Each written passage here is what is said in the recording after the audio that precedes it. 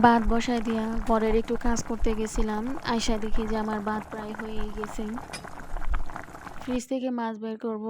সামুদ্রিক মাছ, ছোট মাছ। আজকে এই মাছটাই আমি রান্না করব আলু দিয়ে। আসসালামু আলাইকুম everyone. Welcome to bless cooking channel সাফা।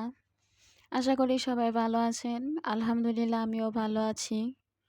কয়েকদিন ধরে আমার কোনো ভিডিও দেওয়া হচ্ছে না। তাই ভাবলাম আজকে আপনাদের সাথে আমার এই রান্নার ভিডিওটা একটু শেয়ার করি। এই পটলগুলো আমি ভাজি করব। ভাজি করার জন্য যে খোসা ছাড়িয়ে শক্ত বীজ যে এটা ফেলে দিলাম।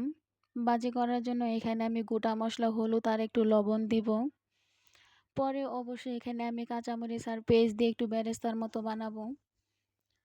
এটাকে দিয়ে একটু নেড়ে চেড়ে তারপর সিদ্ধ হওয়ার জন্য ডেকে দিলাম। ডেকে দিয়ে ওই দিক দিয়ে আমি ছোটো মাছটা রান্না করার জন্য সব কিছু রেডি করে নেই আগেই। এখানে আলু, কাঁচামরিচ, পেঁয়াজ দিয়ে দিয়েছি। তারপর একে একে মশলাগুলো দিয়ে দিলাম। শুকনো মরিচের গুঁড়াটা আমি একটু কমই দিয়েছি, কাঁচামরিচের ঝাল উঠবে তার জন্য। আবার বেশি ঝাল হলে আমার মেয়ে খেতে পারবে না। সামুদ্রিক মাছ এমনিতেই একটু ভিটামিন বেশি থাকে, তাই সবসময় ওকে আমি খাওয়ানোর চেষ্টা করি অল্প একটু করে, যেটা চোখের জন্য খুবই উপকারী।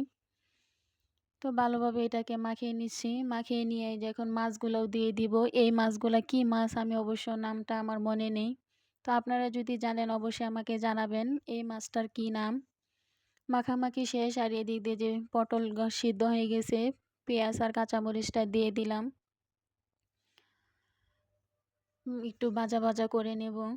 কালকের ফ্রিজে আমার একটু কাঁকরোল ভাজি ছিল, সেটাও এখন একটু গরম করে নেব। শুধু শুধু অযথা নষ্ট করা ভালো না, খেয়ে ফেলবো গরম করে। চুলায় যে তরকারি আমার বসায় দিলাম পরিমাণ মতো পানি দিয়ে। আজকের ভিডিওটা যদি আপনাদের কাছে ভালো লাগে অবশ্যই আমার চ্যানেলটাকে আপনারা একটু সাপোর্ট করবেন। এই তো তরকারি আমার হয়ে গেছে। আজকে এই পর্যন্ত, সবাই ভালো থাকেন। আল্লাহ হাফেজ।